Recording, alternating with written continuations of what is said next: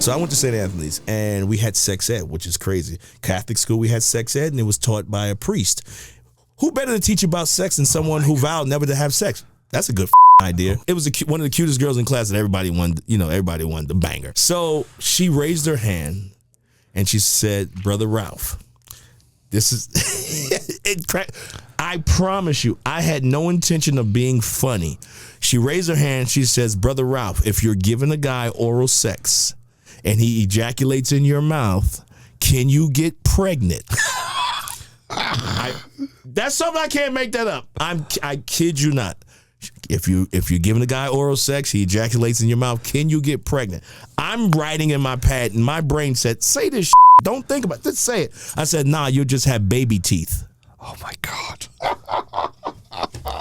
You said that in the class? The entire class erupted. This white guy walked up. This had to be, his social security number was Roman numeral 2. Like, he was old as shit. He was wrinkled that you couldn't iron the wrinkles out of this dude. And he's all shriveled up. He said, "Hey man, I don't usually take to your kind." I was like, "You're like this." I'm like, "What the fuck this prune up?" So and he says, "But you one funny son, man. I love you, man. You are the funniest son, bitch." He said, "Anytime you come this way, I'm gonna be right there in the front row, man. You made me laugh, man, and I love you for that." And I was like, whoa. My comedy made races, at least for 1 hour. Broke the wall. Broke the wall. Yeah.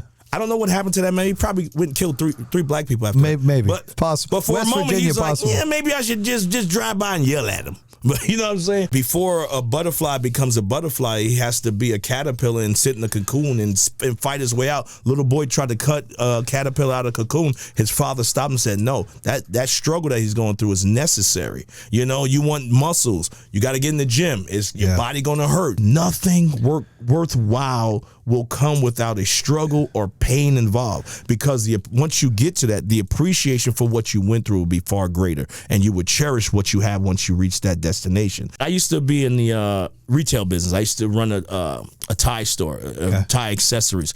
But one thing, people would bring in suits, and it'd be like a gray suit. They say, "Hey, I want to match up a tie with this." So you would think, "Oh, burgundy or blue," but if you look at the suit pattern, there's a fine line, you know, like a pinstripe of a yellow that you really can't see with your naked. You got to really look at it. And so I'll pull over a color, and they're like, "What the hell are you doing?"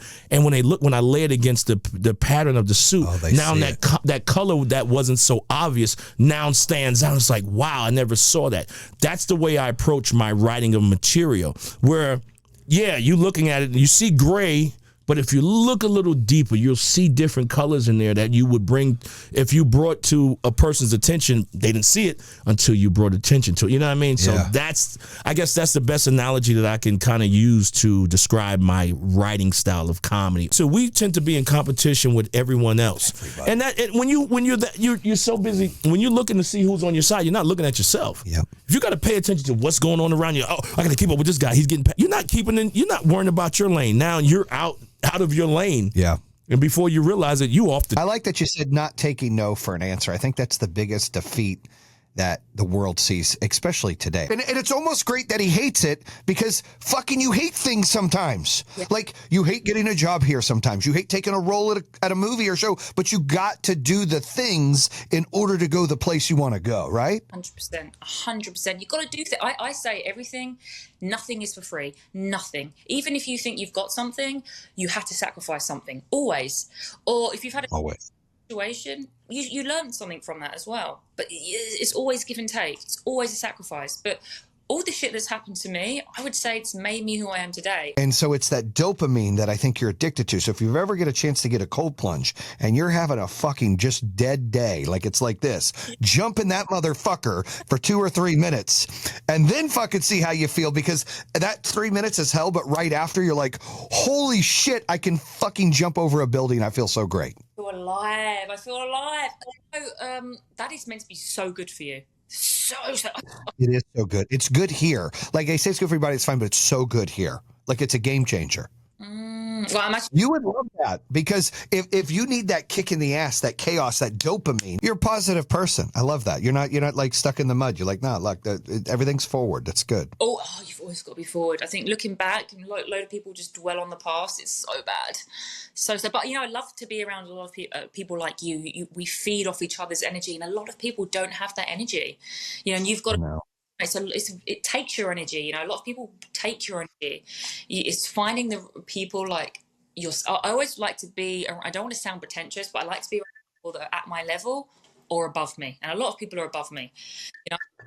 Or anything like that, or success. I just mean like spiritually in a way. A lot of people is they're there, they're happy, they're content. I love to feed off that and to learn off that. People that are just don't have much going on, don't want to do anything. There's not like They drain you. Yes. They suck you out like a succubus. They just fucking steal your soul. It's funny you say that. I talk about this all the time, right? Weak people, weak fucking people want to hang out with people less than them so they feel important and valued, which is sad and weak. Now, I hate to say this, and God forgive me. I'm going to say it. Sometimes people aren't pretty, they're rich. If you go watch season 1, the Kardashians are ugly as fuck. Look at them now. And then look at them now. Look, money makes you cute. Like there's some people just have beauty, and that's fine. But if you're ugly and you get famous, you can make yourself pretty. Oh, 100%. And they're an example of that, because if you look what they really look like in season 1, you're like, holy fuck, they don't even look the same. No, different people. I totally agree. Different people. Completely. And that's okay. I ain't mad at it. I fucking love it. If I were ugly, I feel like I'm pretty good looking. But if I were fucking ass ugly, I would do the same thing. I ain't mad at you. I would do the same thing. I was locked down in that cell for 10 days without being able to come out to shower, without being able to get toilet paper, without being able to get toothpaste, toothbrush, nothing. Because it's like, Jason, I've achieved a level of success that I have a lot of freedoms in life. Right. So to go from the level of freedom where, I can basically do whatever I want to do, whenever I want to do it, and things I don't want to do, I kind of almost don't have to do at this point.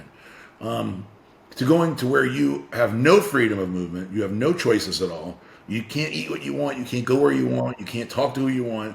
You're stuck in a box with a man you don't know who's taking a shit right next to your face. Like literally the toilet is next to the beds, and nobody won't take a shower. You can't take a bath. You smell like shit. You're using your clothes to wipe yourself up after you use the bathroom. It couldn't go from one more extreme to another more extreme. Jesus. I do believe there are people that deserve to be in prison, and I think prison should be an available punishment, and it is a huge deterrent, I think, for some people. But ultimately, there are some people that go to prison that there's so many other options that could be used. Because ultimately, somebody like me, using myself as an example, I pay a lot of money in taxes every year, right? And I employ a lot of people. And so if, hypothetically, this business didn't continue, the government would lose millions of dollars a year in taxes, and then hundreds of people would lose the ability to be employed, who also pay taxes. So ultimately, you have to think, like, if my risk level, by the way, this is actually the government gives everybody a recidivism score. What is the point of giving somebody a custodial sentence where they take you away from your family and your ability to do business and pay taxes and contribute to society? If the risk score is 0, there should be some kind of other option. Right. In my opinion. And he's like, what are you in here for? And so I told him pro hormones and I told him like the story. And I said, well, how about you? And he said, well, there's this girl, that I work with at the mall. And, she was always looking at me. So I could tell she wanted it. And so we were in the parking lot and I hit her over the head and put her in my trunk. And I was bringing her back to my house to rape her. He's like, and I got pulled over for speed and they caught me. And I'm like, oh, okay. Like, Not the same, dude. Not the fucking same. I was so shocked. I was so shocked by the story. And he was like, yeah, it's federal because I brought her across state lines. And I'm like, huh? And so, like, somebody who thinks that that's okay, like, this fucking guy needs to be locked away for life. This is a guy, and he said it so matter-of-factly that it blew me away. Like, that this is like just like... Like it was a Tuesday and he ran a red light. believe it or not, even in those first 100 days, I found a lot of reason to like feel like hope, you know? Yeah. I never allowed myself to feel desperation. You know, I never cried. I never felt sorry for myself. I didn't allow it. Yeah. I just didn't allow it. I feel like I'm one day closer to getting the fuck out of here and being back on the street. And all of this shit will make sense eventually, you know? That's crazy. I mean, I'm trying to envision it. I'm just like, holy fuck. Like, right. It's like I had no goal. You know, if you don't have a goal, how can you make progress? You called it purgatory. That's what it is. You're like, I'm sitting here with the unknown. What the fuck happens next? People like us that are entrepreneurs that are used to manifesting and controlling our destiny by putting in hard work and doing things. That's fucking hard, because really we have a control problem. We control what we're doing going forward. And when that's no control, it fucking would drive you crazy. I can only imagine. Yeah, it wasn't good. It wasn't good for me. I'll tell you that much, Jason. It was not good for me. One of the biggest things that people do that I wish I would have learned a long time ago is to not worry so much or live by the rules of like what your parents think you should do, or you know, at the end of the day, because I feel, you know, you kind of live in prison, you know, right? If you're living by everybody else's rules and you're doing things because you feel you're doing it to please other people and you're dying inside or you're sad. I'm not saying like go break the law and be a freaking outlaw, like don't be an okay, or you know, some dumb shit, but just, you know, you should like be passionate about whatever it is that you're going to do. If you want to do hair, like cosmetology, like whatever you're passionate about, you know. And I think that we're just too worried about everybody else, and I think we grow out of that as we get older. So I mean, and I always tell our little one, like, I don't care what you are in life. If you choose to be a fighter, if you choose to be a ballerina, like she's like, that'll never happen. I don't care. We want you happy and healthy and a good person, and be kind, and, you know, don't do drugs, and just, you know, I know you're going to follow most of the rules. Some are meant to be broken. I get it. But just, you know, don't have the police bring you home, okay? Because your dad will kill you. You know, but just, you know, at the end of the day, just like be a good person. Well, and you're passionate about what you do, regardless of what anybody does. If you're passionate about something and you believe it, then other people believe in you. And you touched on something. You said you were very confident, right? And I give credit to you, because a woman who is confident, if she's a 7, but she has confidence, she's a 9. And if she's a 9 and she lacks confidence, she goes to like a 5 or 6. And I mean, we have to have more people with confidence. I don't have a problem with people being risque or sharing sexuality. I'm a fan. I get it. I'm all in, right? All in. Right? Totally get it. You know, I think I'm pretty hot. I'm a gilf, right? A grandpa. Because I got 2 grandkids, right? So the young grandpa. Hip grandpa. So that's right, a hip grandpa. So I like to feel confident when I walk into a room. I want to own the room. I might not be the best looking. I might not be the richest. I might not be the biggest, the fastest. But when I walk in, I am the alpha. I am exuberate confidence. And I try to tell people, especially females, it's so important, because if you break and you're insecure, the qualities, even whether you're hiring somebody, you want to date somebody, you have a relationship with somebody, it's the biggest turnoff and you lose points, right? You know, you're right. And I always, you know, I love, like, we're really on the same page, because I say that line all the time, except when I say a 7 with confidence takes them to a 10, because that's how much, like, it is. I feel it is important. I'm confident, but I'm never going to be the prettiest. I'm never going to have the best body. But you know what I do have? I have confidence in the bedroom. I have fun. I'm nice to everyone, right? And I'm professional. So you know what? I get hired back more so than the girls that are difficult to deal with. I'm not a diva on set. Like, I don't need much. Water, lady products, I'm good. Let's throw down. Like, it's time to work. So, you know, so I think a lot of time, like, your enthusiasm, right? And your confidence are very important in everything, every aspect of life. I don't care what you do. Do it with passion. Men are full of shit, right? So if men see an ad and they're like, oh, I'm not that qualified, but I can go in and wing it, they'll apply for the job and interview for the job. Where women are like, hold on, I don't have all those, I'm not going to apply for it. They're more reserved and they miss the opportunity. Would you agree? I do agree. I think that maybe it is just because it's been a man's world for so long, that if these are the qualifications and I only meet 80%, I am not going to do the company or myself a disservice. and apply, because technically I'm not really qualified, where men believe their own bullshit a lot of times. Right. Agree. I agreed. But it's not a bad thing, and I'm not downing men for that. Like, they just, I think sometimes their confidence, and the thing is, sometimes you have to fake it till you make it. So, I'm not downing men. I mean, you take an opportunity. If you are offered, or you have an opportunity in front of you and you don't know everything, that's okay. Because I would rather take that opportunity than like miss the opportunity. Okay, and I'll learn as I go. I'll work like twice as hard to like make sure that I'm qualified. But I think you're right, though. You're right. And she literally, in the gym, I haven't seen her in a long time.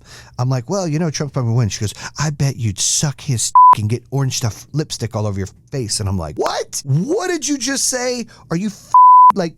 And she got so angry. I've never seen her that way. And I bring this up because I see this all the time.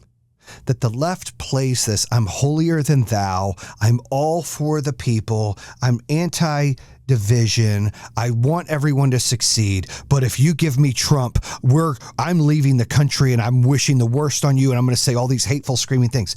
We didn't do that with Biden. We weren't screaming and yelling and calling him names and being vicious and saying these inappropriate things. Like, we were just like, he's a dumbass and he's old. And we let it go. You guys are just so much. It's just so exhausting. It's funny how people are around for the money. And when they're like, we talk about this, and then when they're not, like, it's just sad that that's how people are. We were just talking earlier about someone who stole from me. Like, literally stole my credit card information and spent thousands of dollars. And it was someone we knew close. Like, how do you do that? Like, I am a son of a bitch. I am an ass, and I'm hard to work for. But I push people to try to do the best, or maybe I crumble a little bit because I'm a dick and I just expect so much from them. But I don't lie, cheat, and steal from people. I could never do that. I don't ask for anything. I don't want favors. I don't want freebies. I don't want to take advantage of people. I always want to try. But you got people that I was close to that you think are good people, and they're serpents. They're snakes. It's crazy to me. Like, how do you go to sleep at night knowing you're stealing from somebody? What the is wrong with you? Hate's a strong word. We say that in the LeBlanc house too. Just say, hey, hate's a strong word. You can not like someone or just agree to disagree, but hate's very, very strong. And you can always find forgiveness deep down inside, and it makes you heal a little bit better too, right? You can't just carry that around with you because it gets freaking heavy. I'll tell you, I like building a business, but it's hard, bro. I forgot how hard it was. And look, we're in a better place now in this company than we were at Power Home. It took 3 years to do what we've done in 15 months here, but it's still not long enough when you're bleeding to death and you can't, I make 10% of my pay of what I used to make. And I have sold everything I've got trying to survive. Now, it's just hard. But I've got to get, we've got to, this is what I got to do. I don't have a choice. It's what I know. So, I'm all in again. And it's hard. It's scary. But, I have faith, and we won't quit, right? And so, but it's been tiring, man. Closely to my family, I think that this is better than us being on our high horse and going public, for them to see me struggle, for them to see me lose it and then have to rebuild it, for them to appreciate things more. I think it's important. I think long-term, this is going to make us stronger. Sucks right now, dude. Like, sometimes I'm like, I just want to drive into the pole. I don't, but I'm like, I just kind of want to drive into the pole. Kind of had enough. You just see it out there 200 yards away, and you're just like, that looks good. But I have an electric car. I'm like, I'm just going to floor it and see what happens. I'm going to make up a story about this alien jerking you off at the moon, where you can pay me. Let me know.